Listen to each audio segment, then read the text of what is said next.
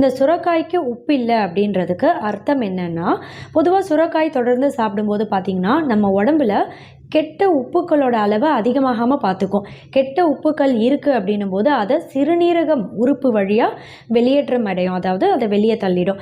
இதோட மட்டும் இல்லை, சிறுநீரகம் உறுப்பு ரொம்ப ஆரோக்கியமாக செயல்படும். கிட்னி ஸ்டோன் உருவாகக்கூடிய வாய்ப்பும் ரொம்பவே கம்மி தான். யூரினரி ட்ராக்ட் இன்ஃபெக்ஷன் அப்படின்ற சிறுநீர் பாதையில் தொற்று எதுவும் ஏற்படாமல் தடுக்கும். ஒரு சிலருக்கு பார்த்திங்கன்னா யூரின் போகும்போது எரிச்சல் அதிகமாக இருக்கும். இன்னும் சிலருக்கு பார்த்தா ட்ராப் பை ட்ராப்பாக யூரின் பாஸ் அவுட் ஆகும் இல்லையா? இது மாதிரியான பாதிப்பு இருக்குது அப்படின்றவங்களுக்கு அந்த அறிகுறிகளை கம்மி பண்ணுறதுக்கு இந்த சுரைக்காய் ரொம்ப ரொம்ப உதவியாக இருக்கும். இதோட மட்டும் கிடையாது, சுரைக்காய் அப்படின்றதே பொதுவாகவே நார் சத்து அதிகமுள்ள முக்கியமான ஒரு காய். இந்த நார் சத்து அப்படின்றது எந்த அளவுக்குன்னு பார்த்தீங்கன்னா 2.9 3 கிராம் அளவுக்கு நார் சத்து இருக்குது. அதிக அளவில் நார் சத்து கொண்ட ஒரு காய்கறி. இந்த நார் சத்து அப்படின்றது